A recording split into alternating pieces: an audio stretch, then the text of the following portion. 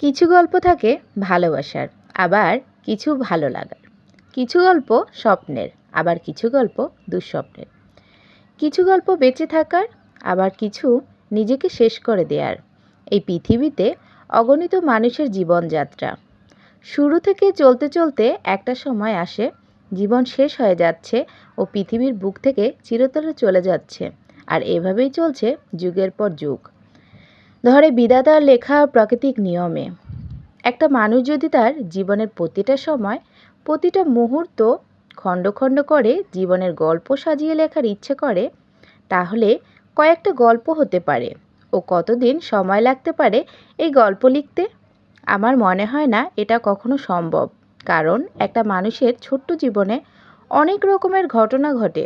কিছু হাসির, কিছু দুঃখের, কিছু ভয়ঙ্কর, কিছু কষ্টের, আবার কিছু আনন্দের। এটাই মানুষের জীবন।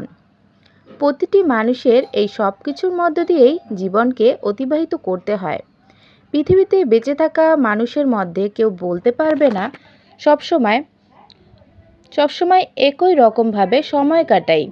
আবার কেউ এটাও বলতে পারবে না আমি আমার জীবনে শুধু সুখে কিংবা দুঃখে দিন কাটাই। কিছু সময় খারাপ, কিছু সময় ভালো, এভাবে চলছে এবং চলবে মানুষের জীবন। আর অবশ্যই দুঃখ আছে বলেই সুখের এত মর্যাদা। আবার ওপর দিকে সুখ আছে বলেই দুঃখ এতটা কষ্টের। যেমন দিন আছে বলে রাত এত অন্ধকার, তেমনি রাত আছে বলেই দিন এত আলোকিত।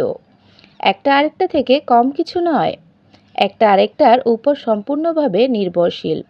সুখের সময়গুলোতে আমরা যেমন অনেক বেশি আনন্দে থাকি ও সুন্দর কিছু মুহূর্ত কাটাই, ঠিক তেমনি খারাপ দিনগুলোতে কষ্ট না পেয়ে নিজেকে শক্ত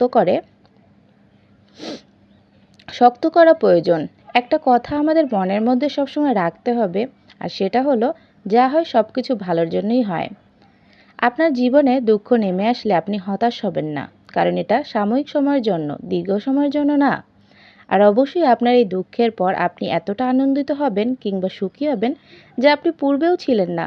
তাই আমি আমার ব্যক্তিগতভাবে নিজের অভিজ্ঞতা থেকে বলবো, কখনো নিজেকে ছোট ভাববেন না ও আপনি শেষ হয়ে গেছেন এমনটাও মনে করবেন না, কারণ সুখ আর দুঃখ, ভালো সময় ও খারাপ সময়, এই সকল কিছু নিয়েই আমাদের এই ছোট্ট জীবন।